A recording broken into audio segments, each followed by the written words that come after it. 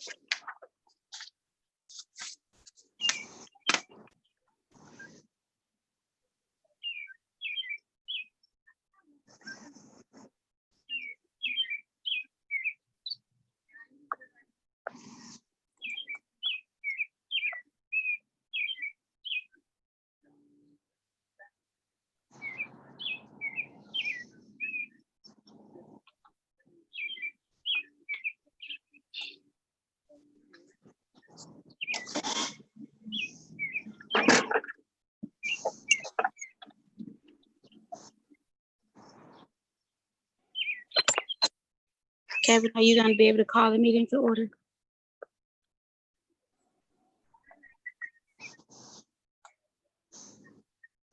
Would you like me to, Trustee? Please. Okay, yes, ma'am. Okay, everyone, the time is now 6:30 p.m. It is Monday, June 15th. We are doing a Zoom feed live, and we are having the Water Drainage and Health Committee meeting. We'll have roll call now, or call to order. Madam Trustee?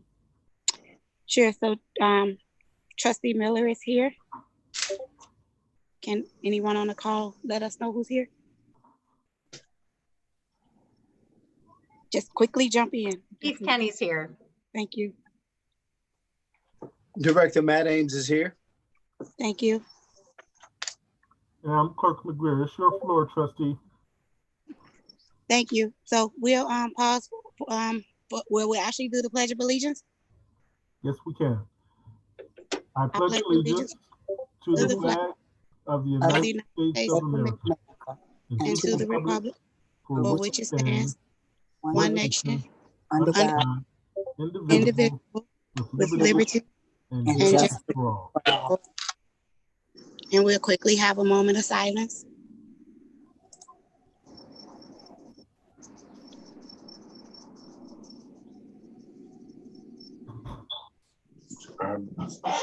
Okay. All right. So Hello. at this time, I'd like to read a disclaimer under the public comment section 2. This disclaimer says, while the meeting isn't open to the public and public comments are welcome, in light of the concerns related to the spread of coronavirus disease, COVID-19, the meeting will be streaming live online, and the village strongly encourages resident participants to submit written comments to the village clerk prior to the meeting. I have not received any meeting comments to this point. So at this point, we have no public comment, and I'd like to proceed to item 3. Trustee Miller, it's your floor. I just want to acknowledge that Trustee Senior seems to have joined the meeting. She is one of the co-chairs on the committee as well. Item 3 is a discussion regarding recent flooding and drainage backup. For my purposes, I actually put that this discussion will include how backups occur, prevention suggestions, as well as the my meeting just cut off. Hold on, guys. I'm sorry. I actually have my phone just literally just died on me. Crap. Hold on.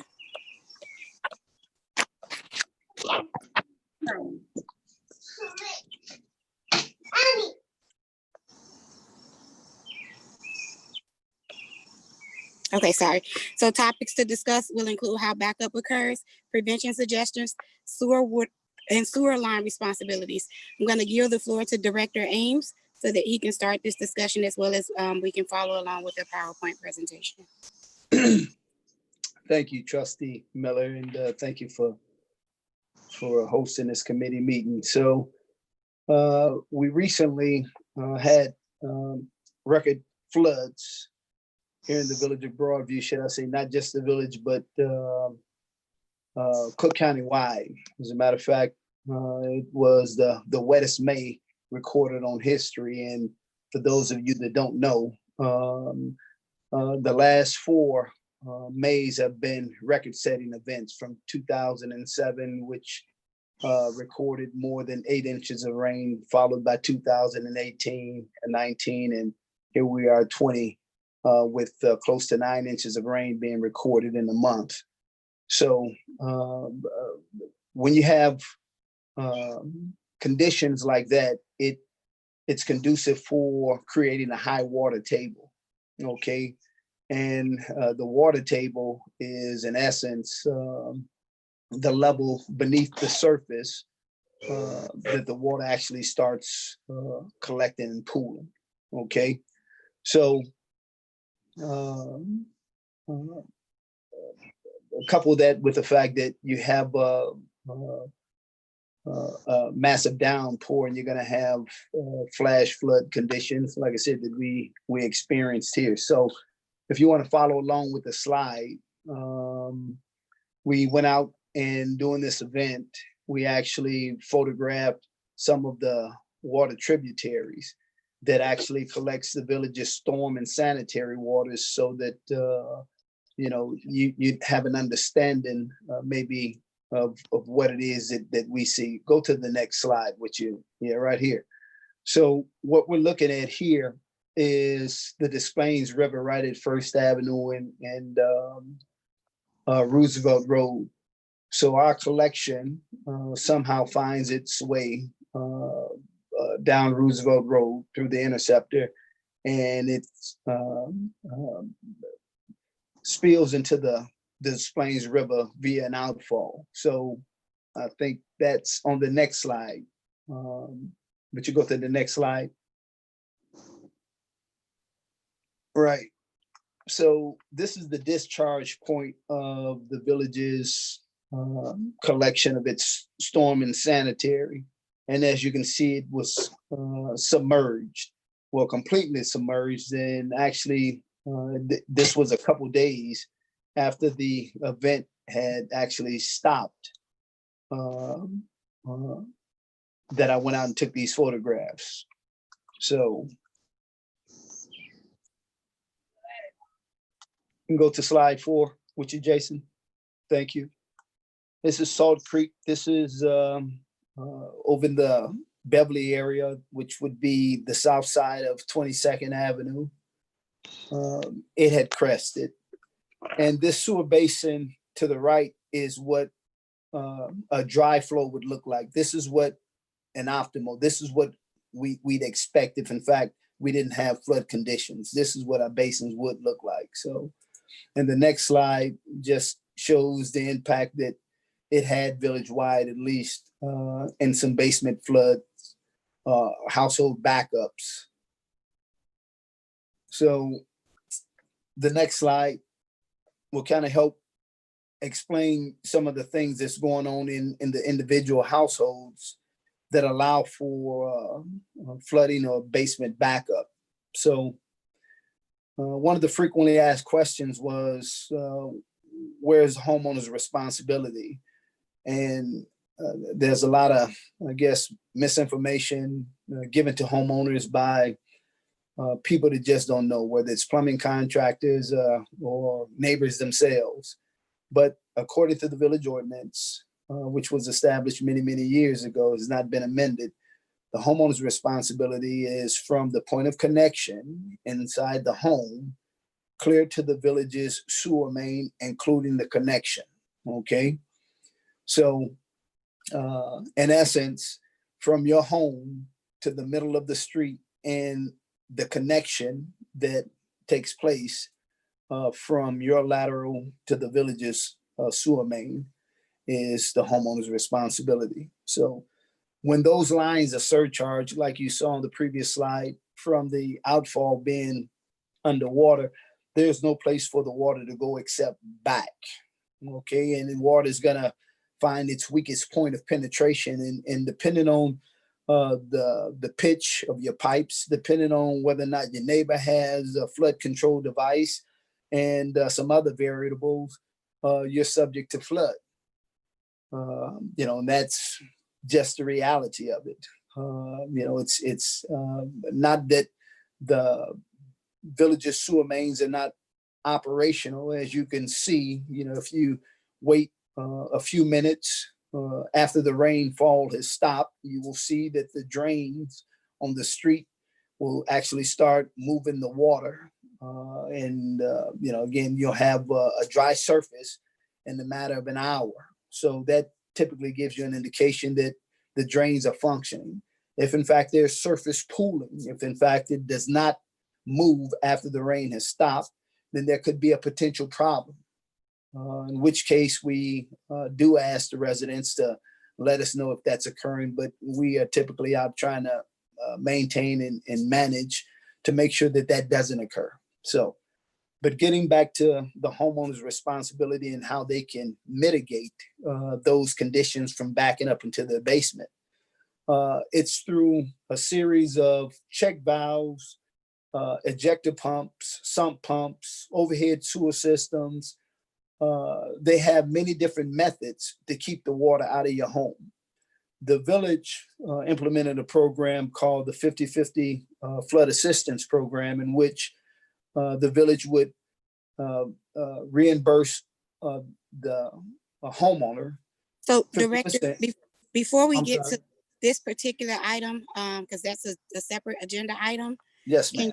can you go back and just give us a little more, I guess, definition on how the sewer system works, going back into the homeowner's responsibility, the 50/50 program? If we can hold on that just 1 second, and the flood mitigation, that's probably a more detailed description or a detailed conversation that we can have. But as far as why backups happen, Okay. All things right. of this nature. Well, Trustee Miller, I think it might even be prudent. You asked us to put together FAQ, or frequently asked questions, and I think that might hit on some of the things that. So why does sewer backup occur? Which Yes. is one of the frequently asked questions. All the sewer lines run directly into the main sewer line in the middle of the street. The drains in your home are connected to your sewer system that is connected to the main line in the street. When the main line in the street is full, the flow of the house lines are greatly diminished.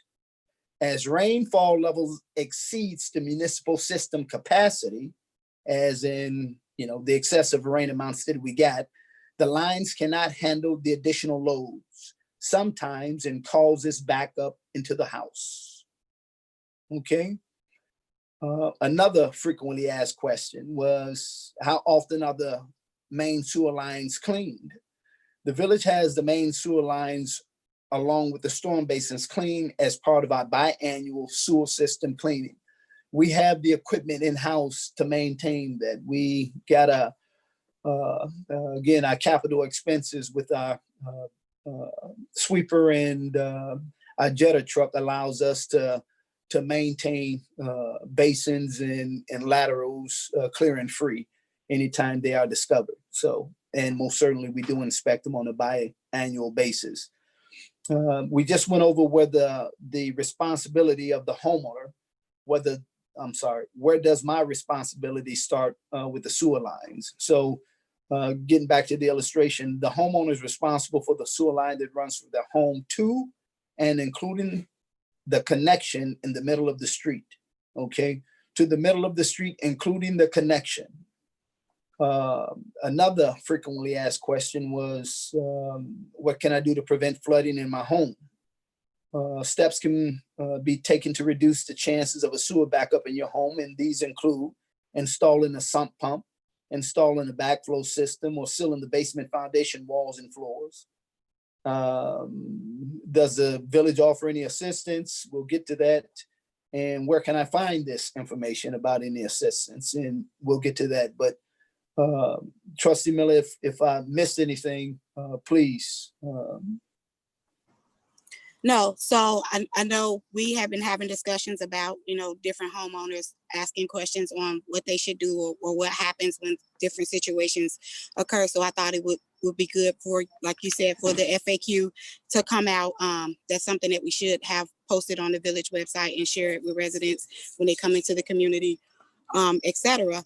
But I just wanted it to be put out that we are publicly giving them that information. A while back, we had a conversation with a company that came in and they were telling us about the flood line insurance. So stuff like that, we need to bring up and have constant conversations about it. But I appreciated the fact that your team was willing to put the FAQ together and we can share that with new homeowners, older homeowners, and anybody that needs that information. So I just wanted that conversation to go before we have the flood mitigation 50-50 program discussion. And I'd have to double check, but I thought the information was forwarded so that it could be put on the website. So, and I'll double check that. Have Tierra double check that with the mayor's office, but I thought it was forwarded. And if not, we'll forward that and ask the mayor to put that on the village's website. So. Okay, awesome. Trustee Senior, I know that you're muted, but I didn't know if you had anything that you needed to chime in or ask any questions of in regards to the backup issues or the prevention sewer line responsibilities, anything of that nature before we move on to the flood assistance program. I know she's muted, so she might have stepped away. Okay, well, I'll try to catch her up again, but I'll move on to the next item on the agenda, which is item 4, flood mitigation and 50-50 assistance program. So this item in particular, which kind of runs hand in hand with something that I guess the village has had in place, and a lot of homeowners didn't know that they could apply for a 50-50 split between the village and the homeowner for having their flood control valves installed or different things of that nature. I don't have all the information on it. I do know that I have one in my home, and on my side of town, we weren't impacted as heavy as a lot of the homeowners were on other sides of town. And I literally forgot to close my flood control valve, but just from having it in, I can be a witness that that's one of the things that I credit to the fact that we didn't flood the way that I kind of expected that I was from previous experiences, as well as just from seeing the impact that the floods had in the village. So Matt, if you want to give us more information about the 50-50 assistance program, as well as the flood mitigation in itself. Director Ames, not Matt. That's okay. So yeah, actually back in 2010, I believe we had the massive floods. I actually got photographs from it. And while that was a really bad flood situation, this one fell short slightly in comparison. As I look at the photographs of Terry Lane and the areas, by Addison and Salt Creek, the residential areas over in the Beverly area. So at that time, speaking with the county and MWRD and all of those agencies to try and figure out a way to mitigate this thing, we knew that MWRD and all of their success with the intercept of the deep tunnel project, it was only half complete. So they didn't have the reservoirs and as I like to tell folks, the kitchen sinks to hold the water that comes out of the faucet. So right now I know that they have a few quarries, reservoirs coming on site here shortly. The closest one, the nearest one to us is over in Bellwood, right off of 25th Avenue and Washington Boulevard, where they demolished all of those old industrial buildings. They are going to put a detention pond there. Further up in Stone Park by Lake and Manheim, so forth and so on. But But this is a process that's over the years that's intended to alleviate the flood situations that has occurred over the last 30 years, more commonly than not, just simply because of all of the new homes, all of the parking lots, all of the asphalt, all of the rooftops, everything that takes away from grassland or permeable areas subject to have these type of situations occur.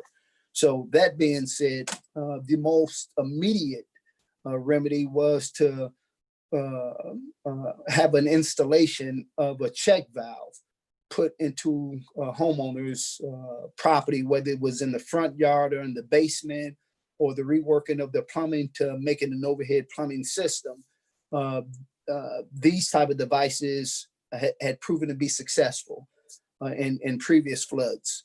So we thought of a way to try and expedite that. So hence the 50-50 flood assistance came into play. So I think that first year that we rolled it out, when we rolled it out, I think we had close to 125, 130 homes participate in it over the course of the next couple of years.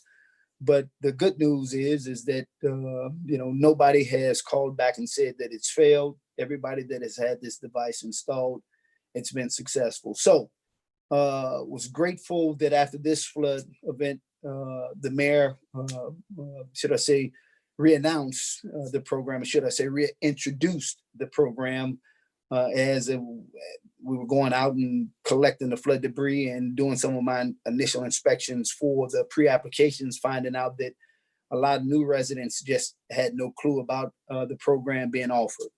So it's been, I believe, according to the mayor and the finance department, it's been refunded with, I believe, a $50,000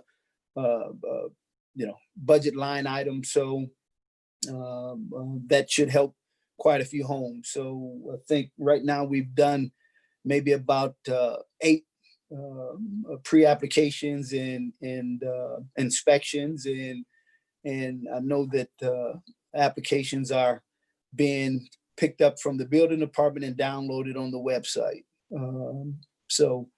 But yeah, basically the program is that we provide you with a list of reputable licensed plumbers that have done the work. However, you're not beholden to use anybody on that list. We just provide it. We don't provide any recommendations. We ask that you obtain 3 quotes for the type of work that you think you might want or need. At that time, we come out and we verify that you've had a flood. We verify that you have a need for the device, and we verify, according to the quotes that you give to us, that you've received from your potential contractors, that what it is that they're providing or quoting you will actually assist you, hence the flood assistance program, and also that it's within the spectrum of pricing that we know it should be. So when that occurs, you commission your contractor to go ahead and start the work. Most of them know the process, at least the ones that are on the list. And the project does have to be permitted. So that permit fee is waived, however, to the homeowners. So there should be no additional cost from any contractor by way of permit or inspection fees. So we provide those, once again, at a cost to the village and not to the homeowner. So when the work is done, we come out, we inspect the rough and the final plumbing to make sure that it meets state and local codes. At that point, you can bring your proof of payment into the building department where you got the application from, along with any other required paperwork.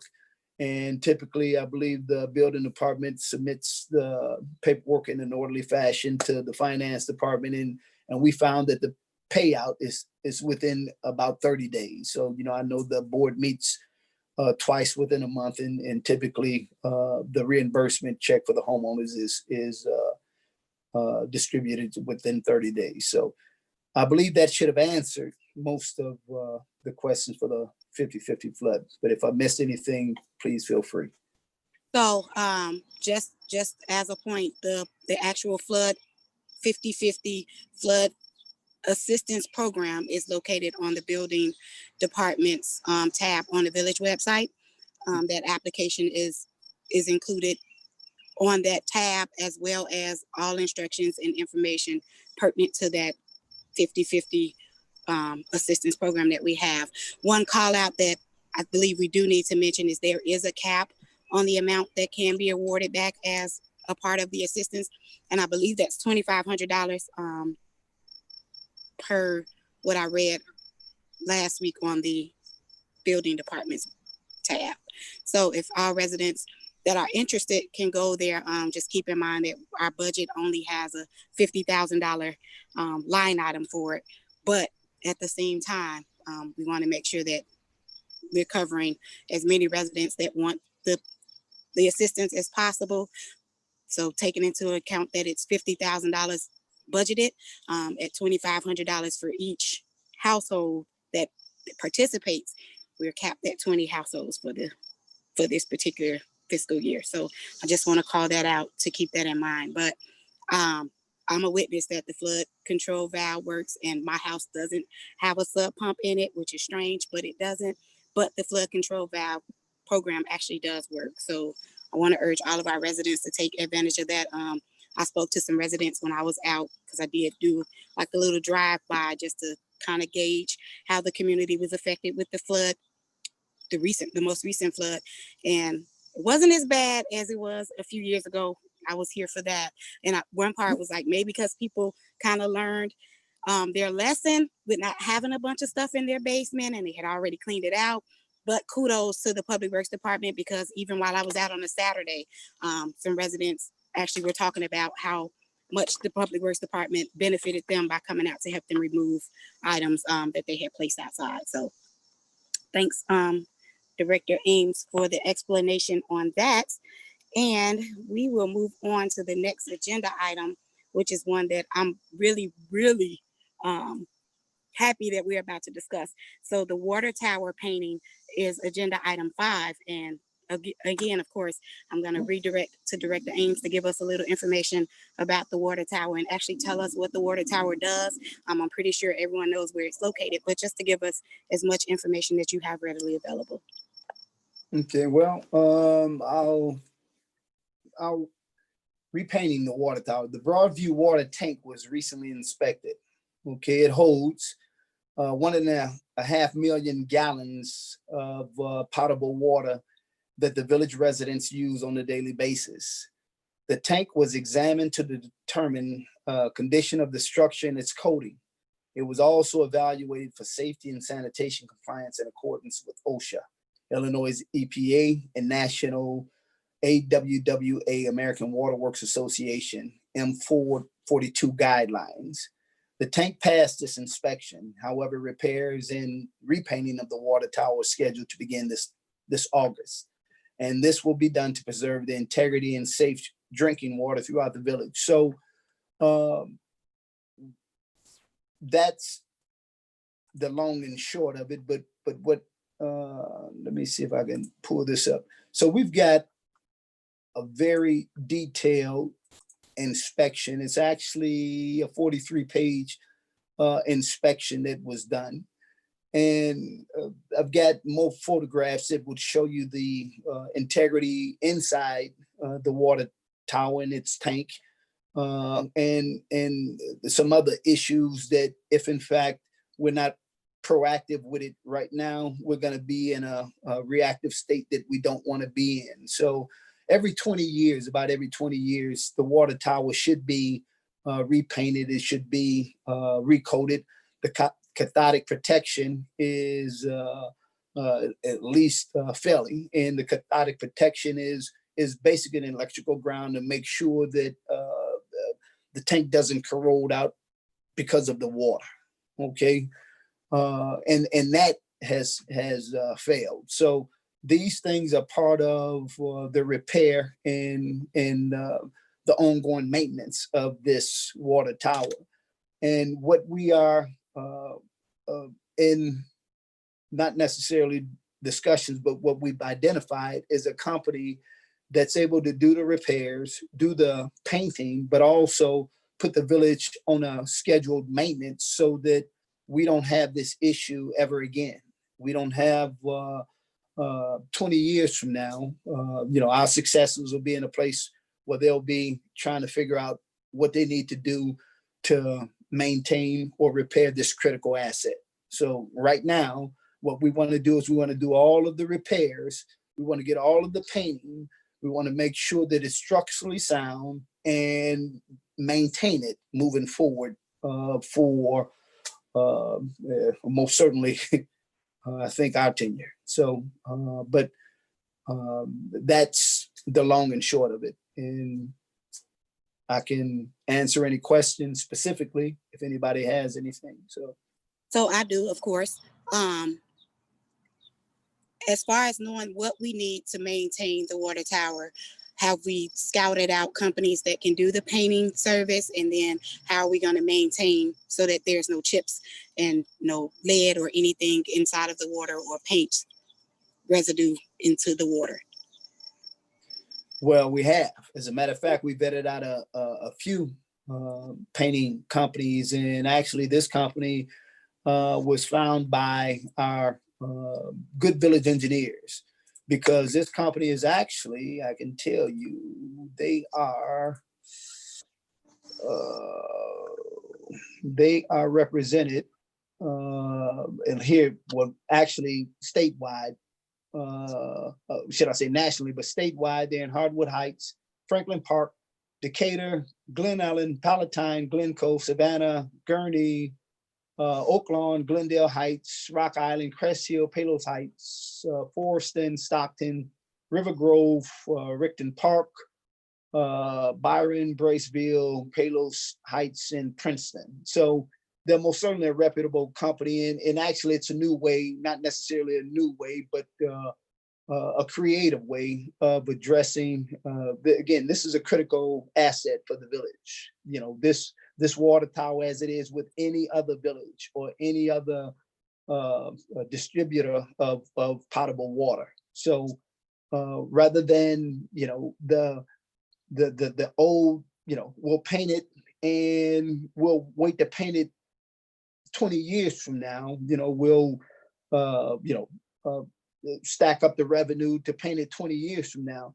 Now we get a chance to repair it and paint it. And this company actually does the inspections, annual inspections, and the maintenance. So if there's something during the inspection that they can catch, a delamination, meaning that part of the paint is failing, they are the ones responsible for the corrective action on that. Okay. So that's why I think that, this is a better fit, a more sustainable fit for the village moving forward. And speaking with the finance department, it can definitely be budgeted for and financed in the long term. So. And so do we have a projection on how much this is going to cost the village, or are we still in the conversation piece of that part? It's approximately $1.5 million, and it's broken out into 3-4 year payments, depending on what the finance department would require. So, but right now we have a proposal for a 3-year schedule. Right now it's with the DeGaldo Law Group being reviewed, as all contracts should be. But right now that's where we are. We've given notice to AT&T to have the cell towers removed for, in anticipation that, this should and would be approved moving forward. So. As with all contracts, we have an amount that needs to send it out for RFP. So I know you have one company that you're thinking about, but did it go out to multiple companies to come back with a quote yet, or are we still in the beginning phases of that as well? RFQs. The RFQs went out through the Hancock Engineering. So you did an RFQ versus an RFP? I believe so. Okay, so we did a request for quotes versus a request for No, price request for qualification. qualifications. Because everybody don't have the expertise to do this type of work. So it was Right. a request for qualifications, not for quotes. Okay. So when we streamlined exactly what it was, what we were trying to do based on qualifications, this is the company that stood out. Okay, and I get what the RFQ stands for. I just want us to be a little more clear when we're having a conversation with residents that may not know, just like you used MWRD. I know that that's Metropolitan Water Reclamation District, but everybody doesn't know. So when we use acronyms, for my sake and for the sake of accountability, I just want us to make sure, because I'm like, it's a quote. What does Q mean? Everybody doesn't know. So I just wanted that little clarity there. But thank you for that information. I don't have many more questions on that we can't have offline. And this isn't up for a vote or anything from the board right now, but I appreciate you having time to give us the update, especially on the floods and things that we can do within our own homes and as a village to kind of mitigate the situation as much as possible, and letting all the residents know that the 50/50 assistance program is back up and running. We just approved our budget, so it is included on the budget, and giving us, I look at the water tower all the time. So when was the last time we had it painted? And, things like that are questions that I'm pretty sure some people drive past, and that's the question that they have, even if nobody cares. I just want us to be as forefront as possible with how we handle things. So thank you so much. Thank you. The next item on the agenda is actually us giving an update, and I'm going to read it verbatim, and I always close out my agenda items, but it's the COVID-19 health update. So that's agenda item number 6. I know that Fire Chief Tracy Kenny is on the line as well, and she's been kind of forefront of making sure that the village is aware of different ways that we can prevent any of us from getting COVID. I've had a hard time adjusting. My family has had a hard time adjusting, as well as I'm pretty sure a lot of residents have, because I'm so social. To literally, it's killed me to not be able to touch people or not be able to, just be out and about. Like, I love my family. I love my coworkers, but sometimes it's like, I want to see other people and I want to do other things. So, Chief Kenny, if there's anything that I say that's wrong, please feel free to stop me. But I've been pulling information all the time, daily, really, off of the Illinois Department of Public Health's website. And just today, I even asked Mayor Thompson to give me some more stats on Broadview's numbers. And so she sent me information, and she said Broadview has 170 cases as of today and 6 deaths. But even looking at it on a bigger level, IDPH reported that there's been 133,000 cases and 6,300 and some odd deaths.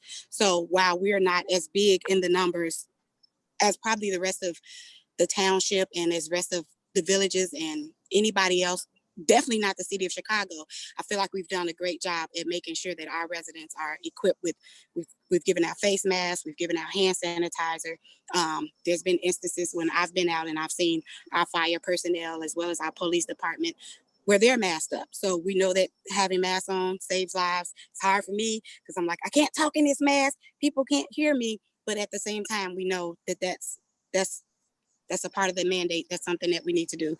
So while we move into phase 3 now, because now we're a little more free, we can have 10 people or so around us. I still want us to pay attention to, signs and symptoms. If you feel like there's something going on and it's not right, please go get yourself tested. I reached out to ask, like, what's the closest testing facility for us? I don't know if we would consider the Walmart in Forest Park the closest, or Bellwood the closest.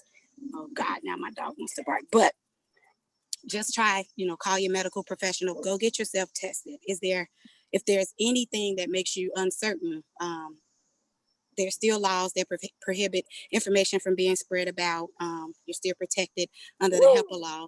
But at the same time, encourage your family to stay away from people that they think may be sick, may have something that gives them the indication or the red flag that this person may have been exposed to COVID. But Tracy, you want to give any direction or any information? Sure. I did look up Illinois Department of Public Health today as well. Those numbers are spot on. We did have 473 positive cases today. And though that is one of our lowest numbers, it still exists. You know, we had 19 deaths that happened today in the state of Illinois as well. So it's still out there. It's not going away.